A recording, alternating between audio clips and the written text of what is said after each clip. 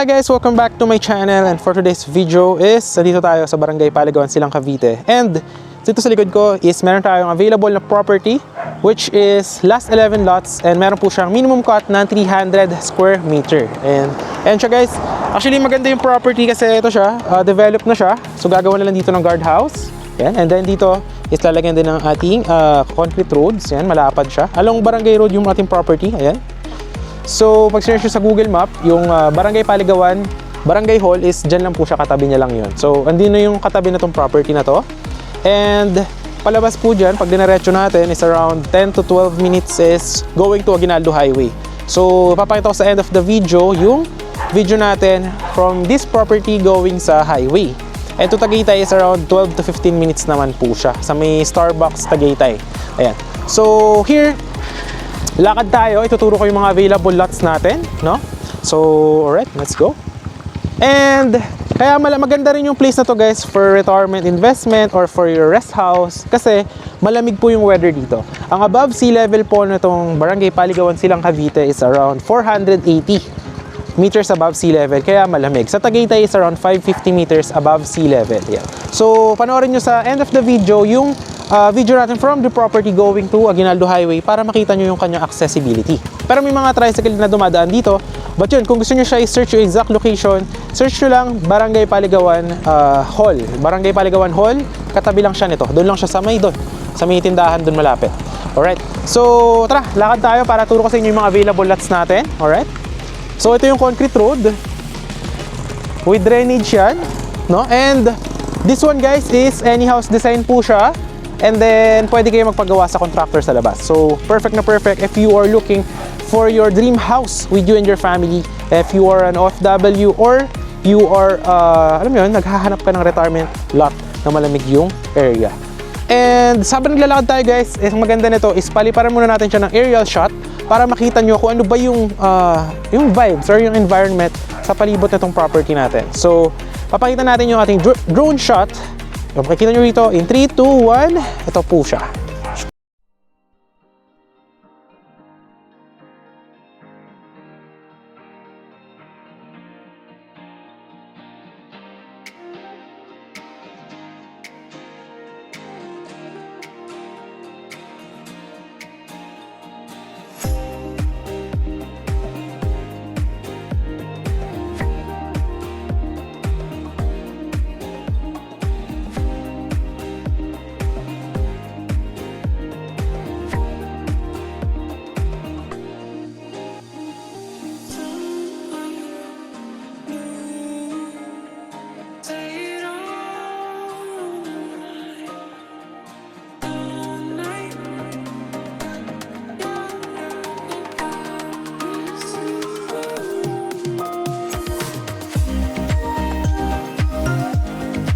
So yun guys, nakita nyo naman yung ating drone shot, di ba? Napakaganda. And makita mo, overlooking siya. Actually, ano to to Tagaytay is around 12 to 15 minutes. So, yung weather dito, same yung vibes. Ewan ko lang kung rinig tayo, pero mahangin kasi ngayon no? Lalo guys, pag mga 6 PM above, is naghahamog din po dito. So, tara, ilakad ko kayo doon sa may available natin ng mga lots. Yan. So, yan, di ba yun yung Barangay Road? So, andito yung mga available lots. Tara. Alright. So, meron tayo doon na dalawang lot, 300 square meter, no? So, lakaran siguro natin yon, pero unahin nyo muna natin yung mga nandito. So, tara, lakad tayo dito. And, ano ba yung sample pala ng ng itsura nitong project? Yung mga tapos na, tapos may mga nakatira na, and nagpagawa na sila ng any house design nila. So, papakita ko sa inyo yung drone shot nung property natin na tapos na. Yung mga nakatira na. At katabi niya lang din yung mga property na yun dito sa Silang, Cavite. So, I will show you yung mga project natin na yan. Here on 3, 2, 1, ito po yung mga finish natin ng mga project.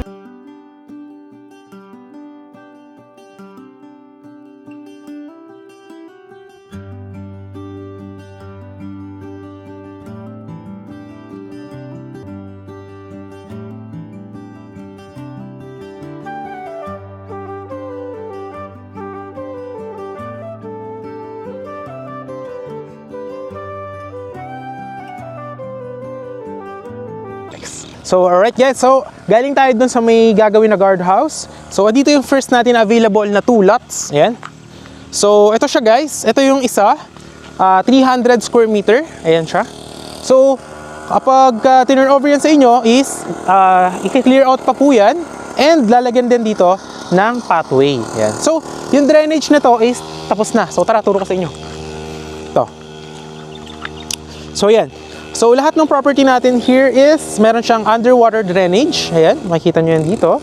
So, may ensure natin na hindi po babahain yung area. And, sa taas po ng above sea level nitong property is, kahit pumunta po kayo dito sa may locals, hindi po nagbabaha dito sa may Silang Cavite, Barangay Paligawan. So, yeah, that's one thing. So, ayan, ito yung ating 300 square meter. So, malaki yan guys.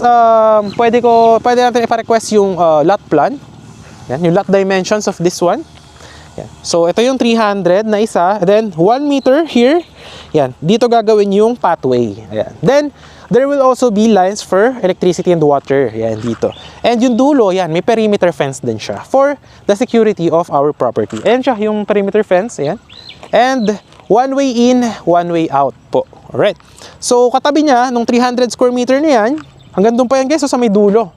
Makita niyo yung perimeter fence, so hanggang doon siya. Meron din siyang katabi pa dito na 300 square meter, which is here. Yan. So, ito siya. Yan. So, kapag nabili niyo siya, pwede niyo siya ipamuhon. Yan, papamuhon na siya. So, pwede niyo pa clear out yan. So, ito yung isa pang 300 square meter. Yan.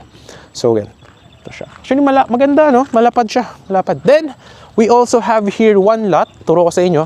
Katabi naman siya nung ating gagawin na parks and playground and amenities. Tsaka yung multi-purpose hall. So, turo ko sa inyo yung 300 square meter na yan.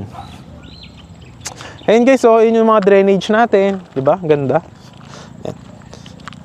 So, ano pala dito guys, sa Barangay Paligawan, if you will search on Google, andito yung mga sikat na mga resort dito sa Silang. And marami ditong yung mga for Airbnb, yan. Parang yung meron kasi dito ng mga resort na may mga swimming pool, may mga training center for mga seafarer, mga seaman. Tapos, meron din dito ng mga for Airbnb, tsaka sa Agoda, yung mga pwede ka mag-staycation. Kasi, yung weather dito is relaxing. Yan. So, if you are looking for a property na, alam mo yun, you are from the city, example, you are from BGC Taguig, Manila, Pasig, Marikina. So, napaka-crowded. And you decided to invest on a property here, alam nyo yun, you have your peace of mind since this is actually a pre-selling one. So, affordable po yung price natin. And, yung ating titling is, aasikasuhin din po siya lahat doon nasa may pangalan nung buyer. Ayan. So, aasikasuhin din po siya. So, ito po, yung ating isa pang 300 square meter. Okay. So, ito po siya. Alright. So, it's around here. Ayan. So, it's around here. Alright. Hanggang dyan sa may dulo. Alright. I-clear out yan lahat up to this one. Up to here.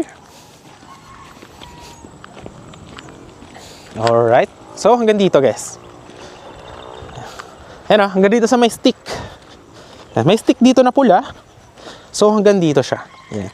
So, yeah. Actually, malaki yung frontage niya. Then, diretso pa yan dyan. And then, i-clear out pa yan. Dito, guys, yan. Ito yung stick from there. Tapos, i-clear din siya. And then, i-level pa po yung lupa dito. And, ang good thing here is katabi nyo po yung gagawin na amenities, which is yung parks and playground. We have multi-purpose hall. Yan. So, example, sa future, you have your debut. Meron kayong, may event, is pwede kayo sa multi-purpose hall magganap ng mga event nyo. Mga debut, ganyan, birthday, or what. Yan. Yun yung kagandahan, guys. Kasi, yun, pwede kayong, sa future, may mga event. Then, meron pa yan dito na 1 meter pathway. Ayan. So, lalagyan pa yan ng pathway. And, ang kagandahan yan, guys, diba, yan yung gagawin na parks and playground, amenities. So, dito, from this one, yan, lalagyan dyan ng muhon up to this one. Up to here. Up to here. Yan. Tapos, diretso yan guys. Hanggang dyan sa may dulo. Label din yan. So, yan. Diretso. So, hanggang dito yan sa may dulo. Yan. So, lalagyan pa yan ng perimeter fence dyan sa dulo. Doon o. Yan. Perimeter fence dyan. Sa may dulo, malayo pa guys. Kaso medyo madamo. So, around here. Alam mo dyan. So, 300 square meter siya. Yan. And katabi niya, yung parks and playground. Then, meron pa dito isa pa. Yan. And, ile-level pa yan guys, yung ating lupa dito. Yan.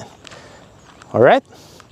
Then, we also have here available lot. Andito guys, 300 square meter din. Turo ko sa inyo. So, diba ito yung concrete road natin. Dito yung corner lot. So, andito siya sa gitna. Pahaba. Pahaba siya guys. So, tara. Alright. So, it's here. Yan. Dito. So, ito pala guys is a maintenance pa yan kasi lalagyan pa yan ng yung ating sidewalk. Yan. So, ito. Ito siya. So, 300 square meter dito. And ang maganda dito sa property dito sa 300 na to, concrete road here. Sa kabila is concrete road siya. So, tagusan siya. Yan. So, from there up to here. Yan. So, hanggang dito. So, mga 10 meters yung frontage niya by 30. Yan. So, hanggang dito. Mga dito. Yan. Around here. Yan.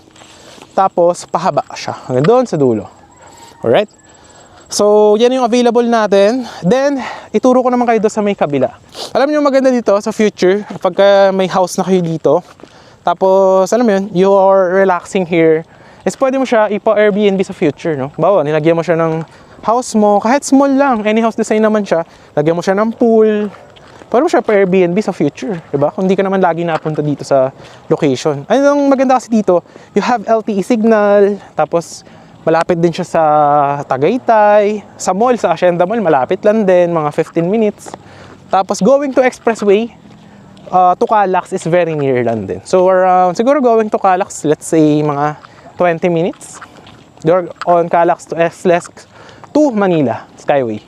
So very accessible. So sa dulo niyan guys, yun o, yung kini-clear na yan, doon gagawin yung perimeter. May available tayo dito na 300 square meter. So it's around, it's around here. Yeah, dito. Yan. So dito siya guys. Yan. Ito. Yan siya. So ito yung ating isa pang 300 square meter. So yung dulo niya, yan, yung clear na yan. So dyan lang kayo. Lalakaran ko nila para relax lang kayo dyan. So hanggang dito yun sa dulo guys.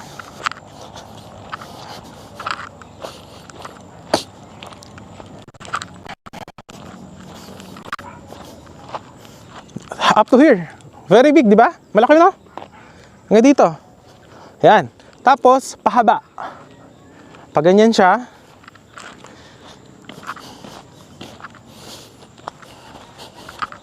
Yan. So, around here. Tapos, diretso. So, malaki siya guys, no? Yan, no? Tapos, ang lupa dito sa silang guys, mataba. So, kung plantito o plantita ka, is perfect na perfect sa'yo. Kasi, pwede ka magtanim dito, no? Tapos, lagyan mo maliit na house. Relax talaga. Perfect siya pang retirement with the good weather vibes and very accessible. Yan. Tapos, so yan yung isa pang 300 square meter na. Kaya pawisan na tayo. Maganda rin tong, actually alam mo maganda dito, kung you are magre-retire ka, tapos you have your property here, pwede ka dito sa umaga or hapon, dito ka mag-jogging ka dito sa property. Kasi magkakaroon din siya ng guardhouse, so secured yung place.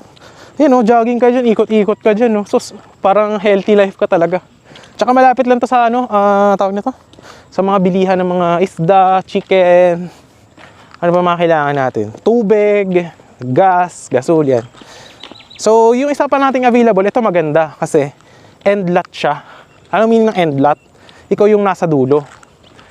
Actually, may available. Guys, so, ito yung isa pang corner lot. To, malaki, no? Tapos ang lupa, tinan nyo naman, ang taba, no? So yan, paikot yan dyan, 300 square meter corner lot. Yan. Sus, napakaganda guys. Ito yung isa pang 300 square meter natin. Ito siya. Ayan. So ito guys, maganda sa kanya kasi ikaw na yung dulo. Baga dito kasi end na to, so sa future, pwede mo to paradahan ng sasakyan mo. Then may 300 square meter ka pa dyan. Yan o, dito. Ito na yung dulo. So dito kasi, gagawan niya ng perimeter fence. Ayan. So dito pwedeng, kasi pag dulo ka na is meron pa yung allowance na lot. Then ito, yan, pwede mo siya tanim-taniman dito. So actually maganda. And then yun dyan is ili-level pa, ayusin pa po yan. And then lalagyan din ng perimeter fence dun sa likod. So actually very good siya. And if you want yung peace of mind, maganda rin tong property na to, end lot. No? Tapos yung sa baba niya, kung makikita nyo, medyo siya pababa, pero aayusin pa po yan. Lalagyan niya ng riprap for the safety ng ating property. Ayan, so okay. So ayan yung end lot ha, ayan ha. So dulo yan, so maganda din, no? Alright. So, pasyal ko pa kayo sa iba naman natin ng mga lot. 300 square meter. So, nakita nyo sa may dulo, may perimeter fence yan. Right. So, maganda dito. Ito, ang lapit lang sa guardhouse. Ayun na yung barangay road, di ba? So, mamaya, lalakaran natin siya. So, ito. 300 square meter. So, ano siya? Around, yan. So, ganyan siya. Dito magsisimula yan. 1 meter, then diretso doon, then pahaba. So, malaki siya actually. No? So, yan. Tara, no? Yan, hanggang dito yan guys. Hanggang actually, ang taba ng lupa dito guys. Makita nyo, ang daming mga saging. So, ewan ko kung ano mga paborito nyong halaman. Pwede kayo magtanim dito, no? Malamig kasi. So, hanggang dito yan guys, oh. Yan, hanggang here. Yan, diretso dyan. So, ito siya. 300 square meter. So, actually maganda, no? Kung ako lang meron ako naisip actually na house on my mind. Maliit lang naman, hindi naman ganun kalakihan. Parang ano siya, rest house, no? So, kasi dito maganda is pwede kayo magpagawa sa contractor sa labas, no? So, then, doon na lang tayo, pasyala lang natin. Last 2 lots na lang. Ito na lang, para. So, ito, 300 square meter. And this one, magkatabi sila, 300 square meter. So, ang maganda dyan, dito siya magsisimula ng hati, dito yan. And dyan gagawa ng muhon, diretso doon. Then, naka-perimeter fence. Ayan, nakita nyo naman. Ay, yung isang 300 square meter is nandyan sa kabila. But, for me, I think mas maganda yung isa dito. Ito for me lang ito. So, ito siya. Hanggang dito yan, hanggang dito. Around here. Yan. Diretso dyan. Yan nandito. Tapos diretso pa ganun. So, sa future, pwede ka rin dito maglagay ng parang pang Airbnb mo na parang may pool, ganyan. Then, malapit sa Tagaytay. So, actually, approved na approved. And, from this one, balik na tayo sa guardhouse. O, tara. Balik na tayo sa guardhouse. Kita nyo naman yung vibes ng, natin, ng property, di ba? Napakaganda. Lamig. Alright. So, yun na. Dito na tayo sa may entrance ulit. Alright. So, balik na lang tayo dito para makita nyo yung nilakaran natin. So, yun yung mga available natin na lots. Alright.